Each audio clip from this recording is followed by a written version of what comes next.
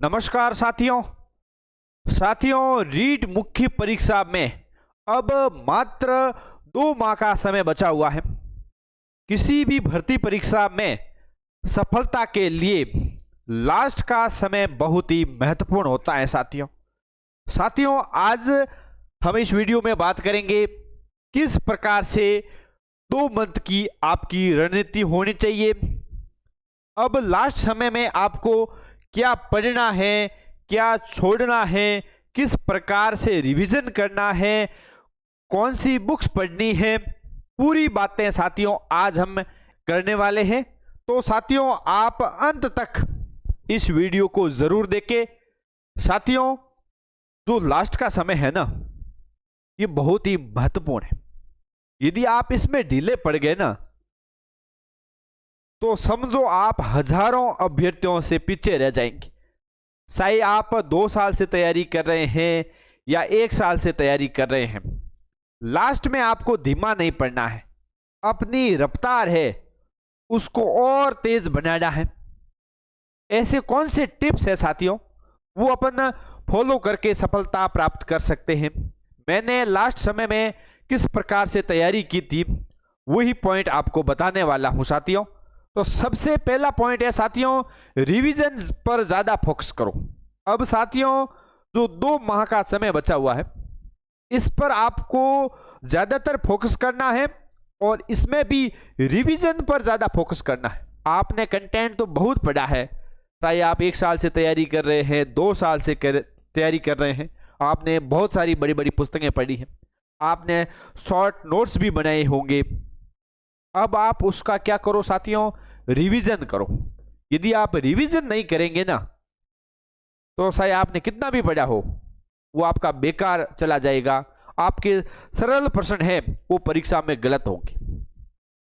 इसलिए आप अब साथियों रिवीजन पर अपना ज्यादा टाइम है स्पेंड करो। ज्यादा नया कंटेंट मत पढ़ो। यदि आपने कोई पार्ट है आपका बचा हुआ है उस पर आप फोकस कर सकते हैं। बाकी नई पुस्तकों की तरफ आपको नहीं भागना है। बड़े जो ग्रंथ होते हैं उस पर आपको नहीं भागना है। जो भी आपके पास में मैटर है उसको बार बार पढ़ो, बार बार पढ़ो, बार बार रिवीजन करो।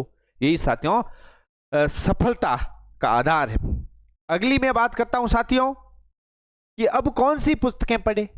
काफी साथी होते हैं कि सर लास्ट समय है, बाजार में माहौल होता है ना परीक्षा का, लास्ट समय में अलग अलग पब्लिकेशन अलग अलग पुस्तकें निकालते हैं।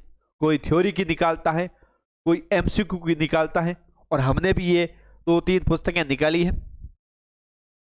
हम साथियों आपको वो बड़ा बड़ा ग्रंथ नहीं दे रहे, मात्र 100 या 125 पेज में ये पुस्तकें हैं।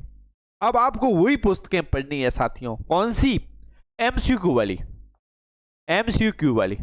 अब आपको ज्यादातर एमसीक्यू हल करने हैं। जितने आप क्वेश्चन हल करोगे साथियों आपका स्कोर है वो बढ़ेगा, आपकी प्रैक्टिस शानदार होगी। ठीक है, जैसे ये पुस्तक है अपनी वस्तुनिष्ठ प्रश्न बैंक है, व्याख्या सहित पुस्तक है साथियों, बाजार में उपलब्ध है। तीनों ही पार्ट के लिए महत्वपूर्ण है। राजस्थान का सामान्य ज्ञान है, आईसीटी और राजस्थानी भाषा और साहित्य। ये बहुत ही महत्वपूर्ण पार्ट है साथियों, सिलेक्शन पार्ट है। लेवल 1 और लेवल 2 के लिए उपयोगी है।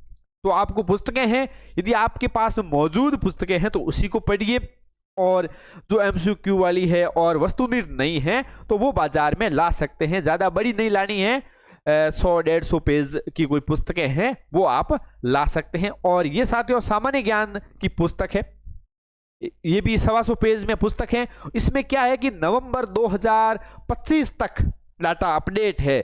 इसमें 3 प्रकार की योजनाएं शामिल की हैं। एक तो फ्लैगशिप योजनाएं, जन कल्याणकारी और विद्यार्थी कल्याणकारी, तीनों शामिल है। बहुत ही शानदार साथियों इसमें कंटेंट दिया गया है। जब ये पुस्तक आपके हाथों में होगी तब कहोगे गुरुजी आपने कंटेंट दिया है, बहुत ही शानदार दिया है। और ये लेवल 1 के लिए है, शिक्षण विद्या, थ्योरी प्लस एमसीक्यू दोनों शामिल हैं। पीवाईक्यू प्लस परीक्षा में सपने वाले प्रश्न है भाई। ठीक है, अब आपको ज्यादा बड़े ग्रंथ नहीं पढ़ने हैं और ज्यादातर पीवाईक्यू हल करने हैं। बढ़ते हैं आगे। अब किस पार्ट पर ज्यादा फोकस करें भाई। लास्ट का समय है वो बहुत ही महत्वपूर्ण होता है, 2 मंथ का समय। अब आपको ऐसे कौन से पार्ट है उस पर आपको ज्यादा फोकस करना है। तो साथियों पहला मैं पार्ट बताता हूं आपको, वो है शैक्षिक परिदृश्य। कौन सा है भाई? शैक्षिक परिदृश्य है।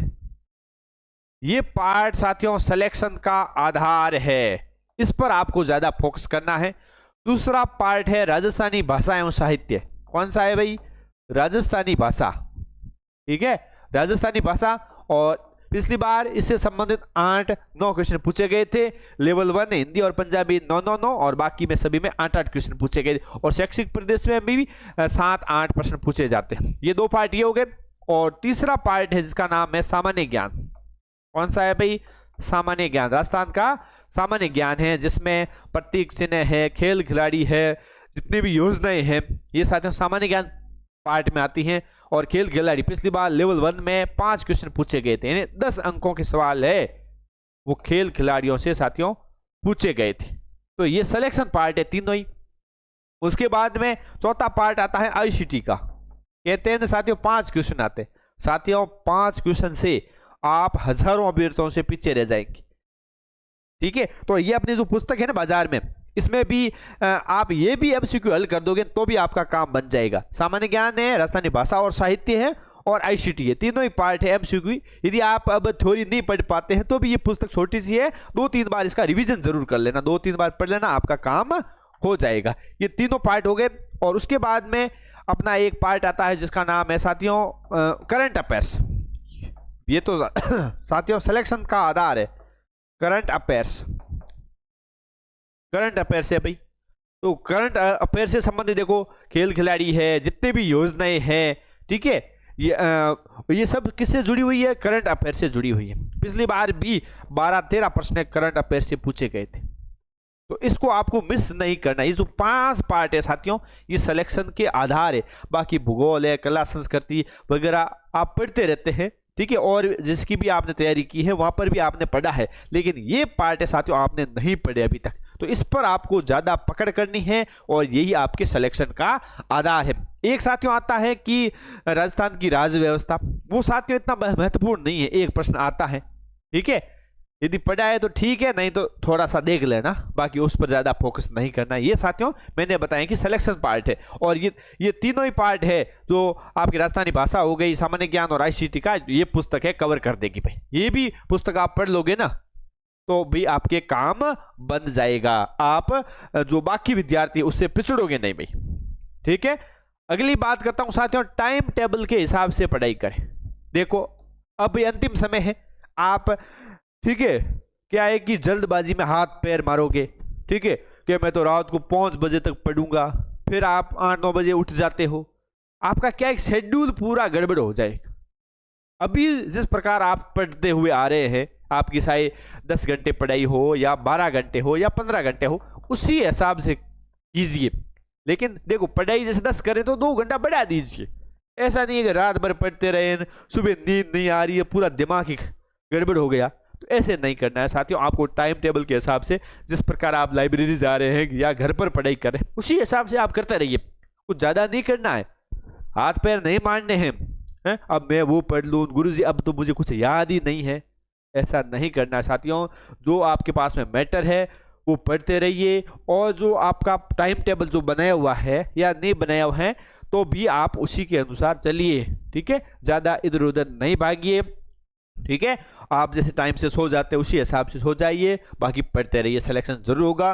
और जो मैंने आपको पार्ट बताए हैं, जो सिलेक्शन पार्ट है, उस पर आप जरूर ध्यान रखें। ठीक है, और बाकी जो आपके कमजोर पार्ट है जैसे करंट अफेयर्स है, उसके नोट्स भी ऐप पर डाल दिए गए हैं, वो भी आप परचेज कर सकते हैं। ठीक है, वो है सुजस पर आधारित, आजकल जो प्रश्न आते हैं ना, सुजस पर आधारित प्रश्न आते हैं, वो भी अपने ऐप पर डाल दिए हैं। उसका लिंक है डिस्क्रिप्शन में, आपको मिल जाएगा। और बाकी ये पुस्तक है बाजार में उपलब्ध है, और ये जो शैक्षणिक रीति विज्ञान की, ये लेवल 1 के लिए उपयोगी है। और यदि राजस्थानी भाषा यदि आपने नहीं पढ़ी है तो भी ये भी हमारी पुस्तक है बाजार में, छोटी सी पुस्तक है। ठीक है, ये भी आप 70-80 रुपए की है, छोटी सी पुस्तक है, ये भी आप ले सकते हैं साथियों। ठीक है साथियों, ये जो मैंने आज आपको रणनीति बताई है साथियों, ये आपकी परीक्षा में बहुत कारगर साबित होगी। ठीक है, तो आप इसको जरूर फॉलो करें साथियों। मिलते हैं अगले वीडियो में, तब तक के लिए जय हिंद, वंदे मातरम।